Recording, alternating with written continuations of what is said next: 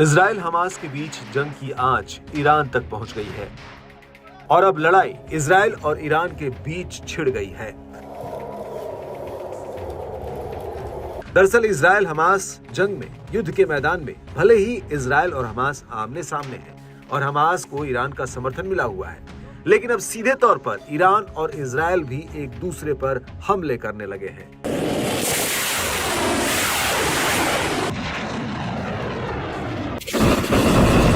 कुछ दिन पहले ही ईरान ने इजराइल के खिलाफ हमले किए थे। अब इजराइल ने उन हमलों के जवाब में जवाबी हमला किया है।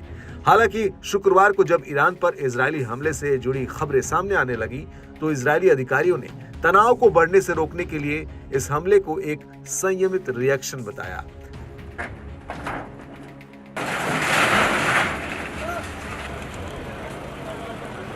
समाचार विश्लेषकों के मुताबिक इजराइल के हमले में ईरान को कोई बड़ा नुकसान नहीं पहुंचा। दूसरी तरफ ईरान में सोशल मीडिया यूजर्स इजरायली हमले का मजाक उड़ा रहे हैं। एक ईरानी लड़की ने एक कागज का हवाई जहाज लॉन्च किया और इसकी तुलना इजरायली हमले से की।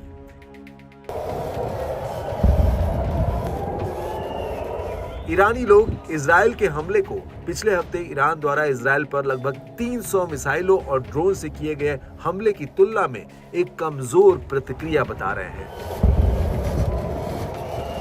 हालांकि ईरानी स्टेट टेलीविजन की माने तो इस्फहान में किए गए इजरायली हमले में ईरान के सैन्य और परमाणु सुविधाओं को कोई नुकसान नहीं पहुंचा।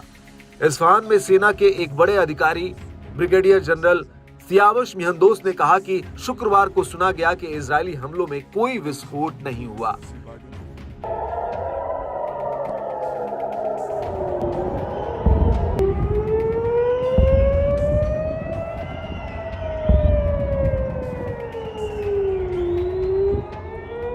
आपको बता दें कि 13 अप्रैल को ईरान ने पहली बार इजराइल के खिलाफ सीधा हमला बोला था और उस दौरान तेहरान ने इजराइल पर 300 से अधिक मिसाइलें और ड्रोन दागे थे।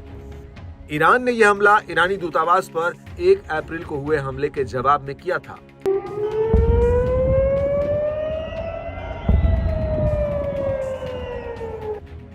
हालांकि अब ईरान पर जो हमले हुए हैं इनकी आशंका पिछले 1 हफ्ते से ही लगाई जा रही थी, जब ईरान ने इजराइल पर जवाबी हमले किए थे।